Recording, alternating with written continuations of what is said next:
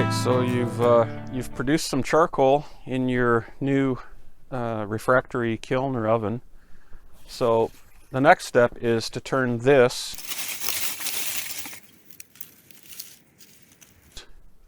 into this.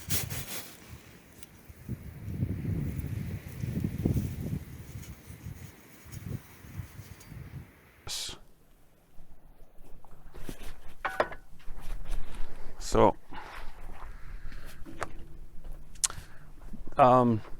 this charcoal was not produced in the old way that I crushed charcoal. It was produced by the new machine that I've created that I'm going to show you, but not everyone's going to want to or be able to make that. So I'm going to show you the very basic way of preparing your charcoal to be used in your garden soil. So when I watched Bob Wells's video, he talked about crushing the charcoal on his driveway with his lawn tractor. So when you first cook this, if you take a piece and you break it, you'll see that it's fairly brittle, and crushing to me seemed like a reasonable way of doing it. So I'm going to show you. I'm not actually going to demonstrate this because it is so simple and straightforward that you don't need to see it working. I'm just going to explain to you how to go about doing it. So I used I decided to use the principle of a hand soil compactor that you can use for landscaping. So I took a pipe, I welded on a fairly heavy piece of flat metal, put a T handle on it, and then my first attempt, I took flat bar and just welded flat bar 7 or 8 pieces straight up and down, vertical or perpendicular to the base here. And what I found was it got really clogged up really quickly, and it was really hard to clean. Then I took the same flat bars and just put them on angles so that you have a V here. So that gets clogged a little slower. It still needs some cleaning out, but it worked much better than the first design. I sharpened the points where the two flat bars met. One thing, this one here is quite rusty now because I haven't been taking care of it, because I was planning on making some kind of a machine to process this. I was getting tired of doing it this way. It's very tedious. You have to keep it clean of rust, otherwise the rust just makes more rough surface for the charcoal to cling to. So then, knowing that the base of the tool was made with regular ferrous metal, I was lucky. I had a stainless steel tank kicking around here that this was taller. I cut it off and it was square, and I did not want to use regular steel, because when you hit with this tool, regular steel and two ferrous metals hitting together have a lot bigger chance of making a spark than if you're hitting ferrous metal against stainless steel. It has it resists sparking a lot more. And you have to keep in mind that charcoal is very volatile, and a single spark could get in there and slowly heat up a particle of charcoal, and then it would just smolder, and the next thing you know, it would disappear and potentially be a fire hazard to anything that's close by. So the basic process is you dump some of this charcoal into here, maybe a third full, roughly, the big pieces. You begin to hit it and crush it. You can twist it. You go back and forth to the point where you can kind of tell that you're not really breaking much of it up anymore. Then you take this, empty it onto a screen, which I sit on my wheelbarrow, and it lets the fine particles through. Then you take the screen off, empty it into another wheelbarrow like this. You continue that process, and once you have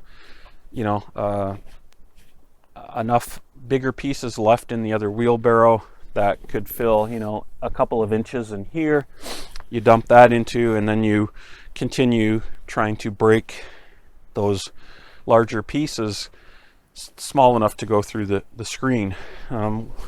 What happens is, with this tool, because it's pointy, pieces will eventually just evade the points and not be broken. They'll push out of the way into the lighter powder. So ultimately, in the end, you'll be left with some pieces that are very hard to break, and you need to use a flat tool. I simply used a sledgehammer. It's got a fairly large flat surface, and then you just methodically go along and break up those last pieces. So when I first started doing this in the bin, it was quite noisy. So what I did was I attached some fairly dense pieces of packaging foam on the bottom and around the outside, for the outside to cut down the noise also. And the bottom one was because the tank began to crack open from all the pounding on the rough ground. So another thing to do with sparks, because I've been using some skid wood to cook my charcoal. I've been using some pieces with nails in them, and using this method, crushing, it can tolerate some nails, and the nails are less of a spark hazard because they've gone through a heating, or red hot and slow cooling process. They've been annealed, and so the metal is quite a bit softer, and there's a less risk of it sparking when you hit it with this tool. Also, the nails will tend to push down into the softer particles of biochar, of charcoal, so it's okay. Now with the machine that I've made, that I'm going to show you here in a few minutes, the nails are they're not compatible with that machine, so I pretty much have to use wood that does not have any nails in it. So the next thing I want to cover is, as you can see, when I moved what was in the bag here, there was some fine black dust that came off of it. So this is very dusty. At the very minimum, you want to use a mask like this to make sure it seats properly. The dust particles are quite fine, so after using this for a while, you start to see the inside of it gets black because fine particles are making it through there. So a respirator would be better. You definitely don't want to be doing this inside. The charcoal is again very volatile. You could have a dust explosion easily if you have a source of ignition. Other than that, everything inside is going to get covered in black. So next thing is, if you're doing it outside, there really can't be any wind to speak of, because when you're pouring from the tank through the screen, any kind of wind is going to take away a lot of the finer particles, and you've worked really hard like this. It takes a lot to make this, and you want to reduce the amount of loss you have. One thing that I did that does help with the dust a little bit is I kept a watering can here. So I put my charcoal in, and I'd give it just a little bit of water, not too much, and you start crushing. And when you notice that the dust starts filling and wanting to come out of this tank, you just can add a little bit more water. If you add too much water, though, the charcoal will become mushy and it gets harder to screen, and it also does become more resistant to crushing. So you have to find a careful balance. So now I'm going to show you this.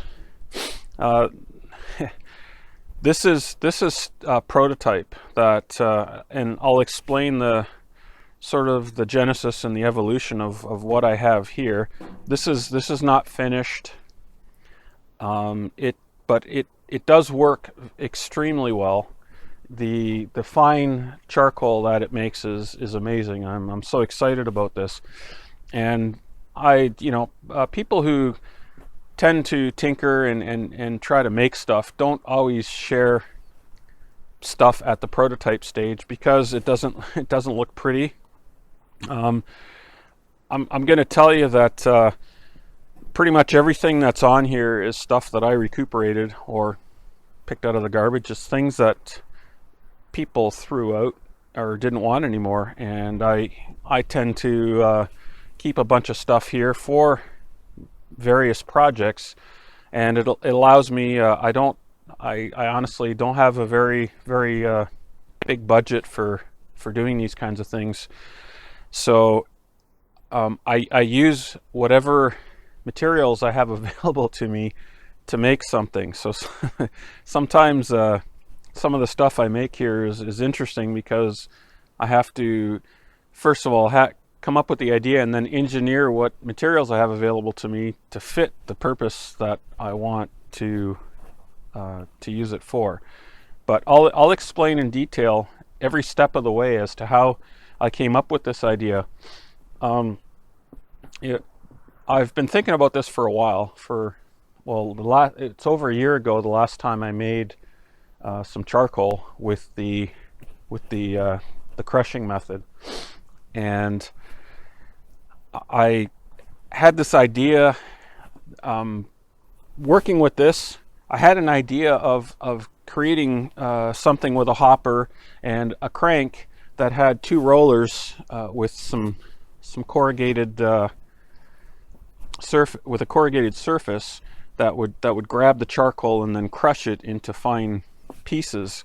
The problem I could see with that was, first of all, using the miscellaneous odds and ends of material I have here. I was going to have to use some sprockets with chains and idler pulleys. The next thing was these pieces are quite large, so I didn't want to have to crush them smaller by hand and then put them into a machine to process them. I wanted to dump it straight out of the kiln or the oven into a machine. So I thought there would have to be actually two sets of rollers, one set of rollers that were further apart and that had kind of like pieces of rod sticking out, so they would grab the bigger pieces and break them down. It was complicated. I really didn't have materials laying around here to do that job. I would have had to invest some money, and I just kept thinking about it. I looked all over to see if I could buy a machine that could do the job. Now, one of the problems is it has to be very low speed because you don't want any friction creating enough heat to make the charcoal glow. The dust, okay, it makes a very fine black dust, and with a higher speed it's going to blow it all over the place. So there was a lot of things that, the basic idea I had, I was like, okay, this isn't going to work. There really wasn't any kind of a machine, even food processing machines, anything that could that I felt was going to work. So one day I was messing around in my workshop and I was cleaning up, and I pulled out some 10-inch circular saw blades from like a miter saw and a table saw. And I'm going to show you. So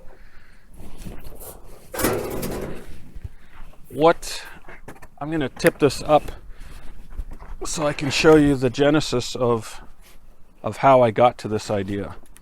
So as you can see here,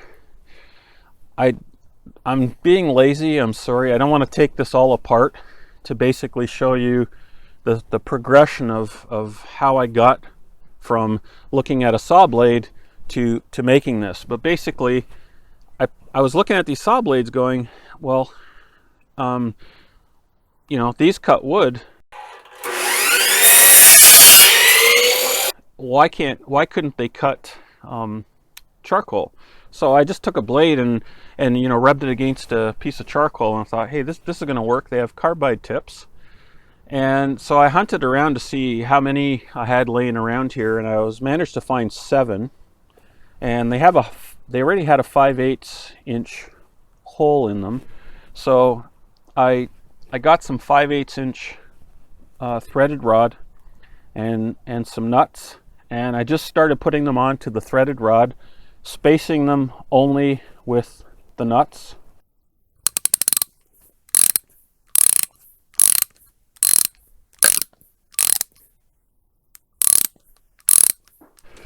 And I thought, well, 7 looked like a reasonable amount of surface area to make the hopper and the feeding of the charcoal and everything work.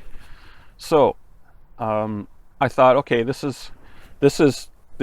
all I had was a threaded rod with these blades on it, and I thought, okay, I'm gonna want to crank this. So I had these bearing blocks available. However, the hole in them was much larger than 5/8.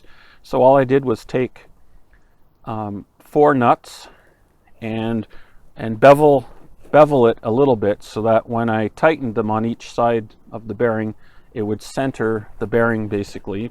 And it didn't have to be perfect because this is not going to run at a high speed.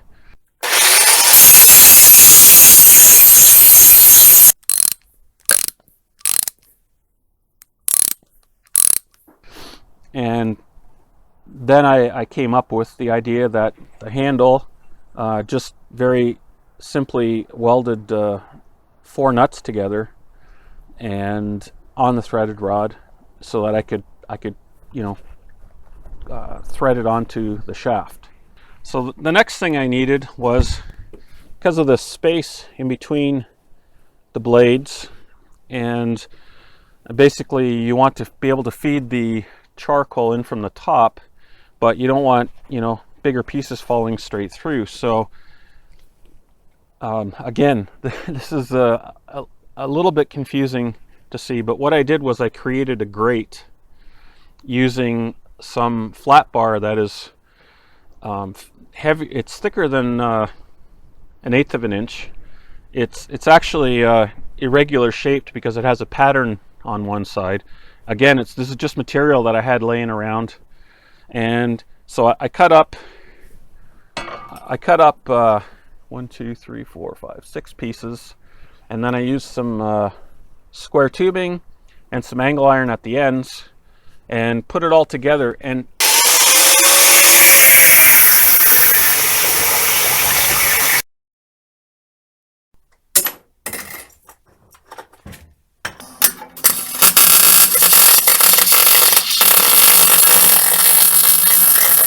how I came up with the dimensions, and you can't see completely because these bolts are in the way, but basically I imagined that if this was lowered all the way to the shaft as far as it could go, that is how I came up with how much space to put between each angle iron that was holding these pieces of flat bar together. So I started out with the maximum space and leaving just a 3/8 of an inch or so at the end, so that the blade wouldn't touch and that it would let smaller pieces or pieces fall through that weren't too big. And I had no idea how much force it was going to take to drive 7 blades through charcoal when, you know, half of the blade is sticking out past the grill. So I made this frame for the grill to slide into from the top over here, and I built up some sides so that I could bolt on these blocks for the bearings. And then I dropped the grate in at the top and just created a temporary hopper just to see how it would, how much force it would take. And it seemed to get jammed quite easily. There was just too many teeth exposed to into the charcoal. So what I did was I welded some nuts on the inside and used these bolts. And these bolts, you can screw them in, and it will raise this grill. And if what the effect it's causing is it reduces the amount of circular blade that comes up through this grill. Okay. So once I had this grill made, then I made this base out of some really large, really wide angle iron. This piece wasn't here yet, so I basically built this frame to fit this grill perfectly, and I dropped the grill in here.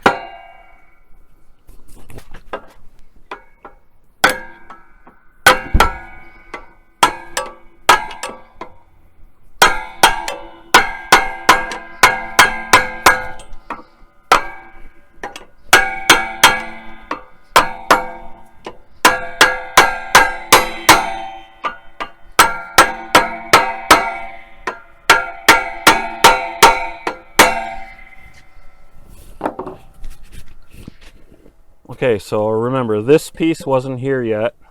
I dropped the grill in. The blades, the grill sat lower in the first trial, or not trial, but the first time I tried it. So there was more blades sticking up. I just took something and created sort of a temporary tiny hopper just so I could put some charcoal in and give it a crank. And as I said, I discovered there was too much blade exposed, and it was quite hard. It was jamming. It was quite hard to do. So I put those bolts in and raised this grill up. The only problem is now there was a lot more space between the blade and this angle iron in here. So all I did at that point was I just made another temporary piece to drop in here, and it basically sits on top of the grill that I showed you, and it was made out of angle irons, which decreased the space between the blade and the edge of the metal. Okay, so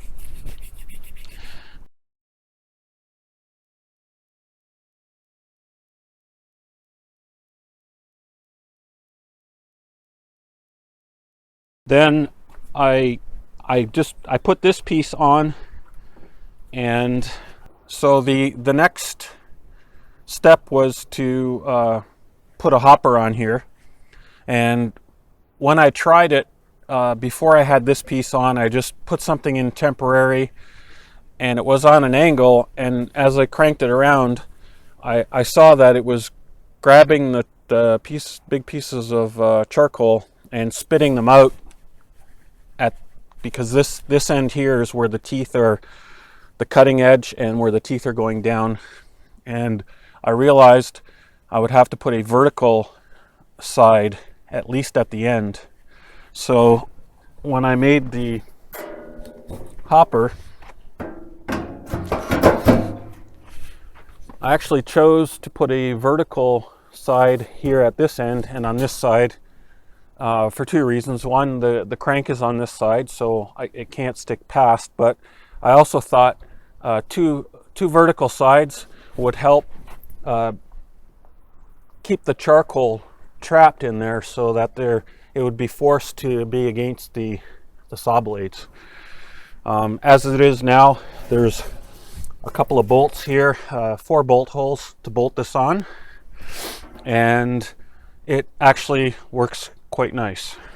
So at the same time, all I had was this piece and the angle iron frame, and I knew that I would have to support it, and I decided to make this table, which cleared the handle, but also make it high enough so that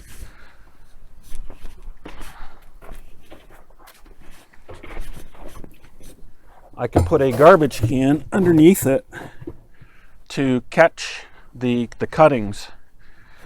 All right, I'm going to get this set up and show you how it works, show you how to use it. Remember, this is a prototype. Some of the stuff I've got going on here to make it work is possibly temporary. This machine can evolve in further in a few different ways, to do with the height, because it's kind of uncomfortable to operate currently, and how to catch the cuttings after they come out. So what I'm using is just a garbage can put underneath. I'll show close-ups of this. You'll see close-ups of this. What I did was, when I first put this under, I found that the saw blades started cutting the garbage can, and it wasn't holding its position well. But after, when I realized the grill inside was too low, I attached the bolts that I showed you to be able to adjust that grill up, and so the bolts actually doubled as a way of holding the opposite end of the garbage can and keeping it away from the saw blades. So that was accidental accidental genius. So the first time I tried it, before I reduced the amount of blade that was getting into the charcoal, what I found was bits of charcoal were being spit out, particularly on the cutting side of the garbage can. So all I did was I cut out some pieces of cardboard that I can clip onto the garbage can that fit up in the space here. This little piece of cardboard just bends up, and so I just slide it in here and bend up the cardboard, and that seals off the garbage can somewhat, because as it's grinding, there's a lot of really fine charcoal particles flying around. And the same, this one's on the rear. I push it down below the bearing. Come on, baby. There we go. And I get those put in place, and I just take some booster cable clamps that I recovered and just hold the cardboard in place, because this moves around a little bit. So yes, here we go. So you get your very minimal respiratory protection on. Now I have the first 3 batches of charcoal that I've cooked in the oven that I showed you how to build in the other video. I've got those out here, and what I'm going to do is, just for my own curiosity, I haven't done anything to them. I haven't crushed them down or anything. It's just as it came out of the kiln or the oven. And for my own knowledge or curiosity, I'm going to time how long it's going to take to grind these 3 batches up, and then in the end, I'm gonna put it into a bag like I showed earlier. I'm gonna put it into a bag so that you can see the quantity of finely ground charcoal that 3 batches will make. And yeah, away we go. So what you do is, what I do is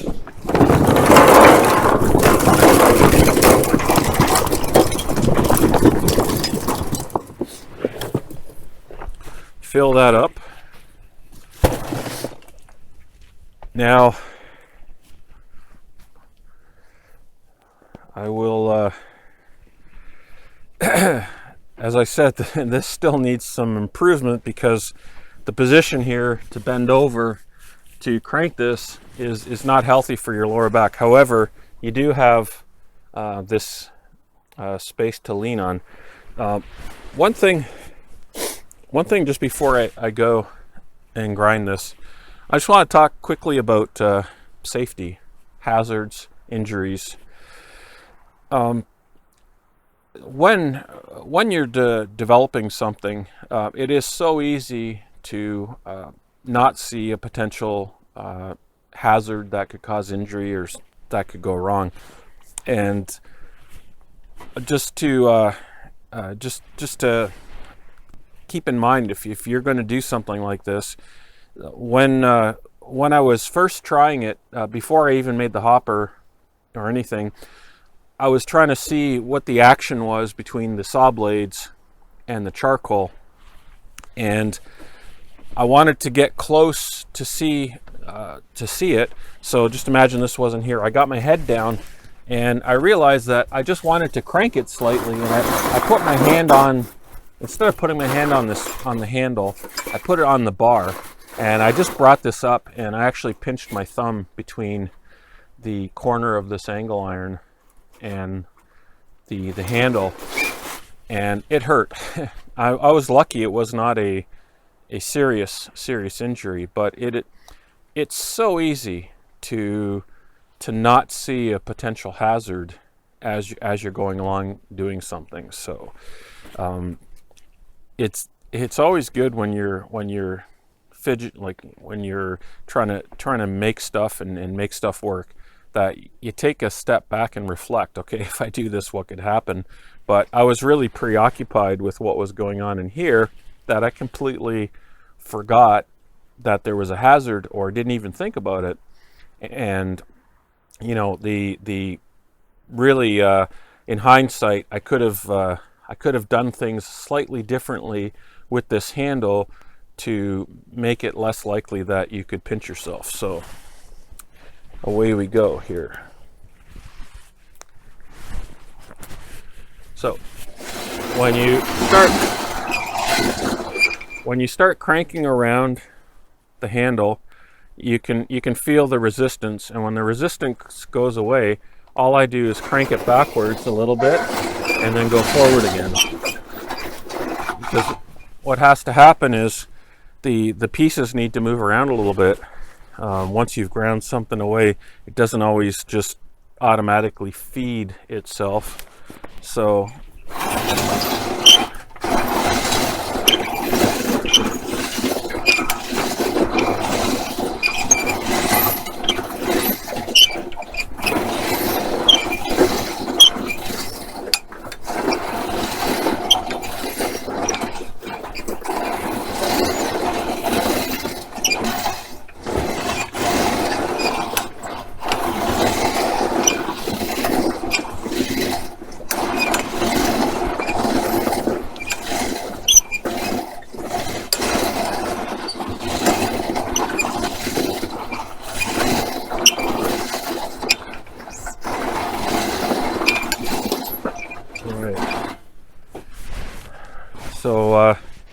I'm not sure if you can see, there's quite a bit of black dust coming out of here, charcoal dust, and that is basically the operation. And you just keep filling, grinding.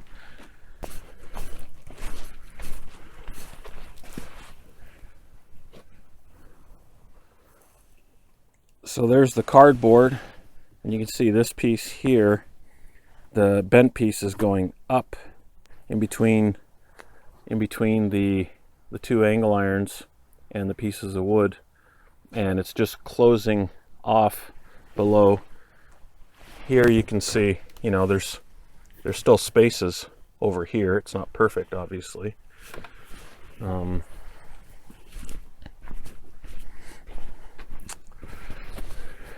Here you can see when I was talking about, I've put a little piece of plywood under here to raise up the garbage can so that it is held in place by these two protruding bolts.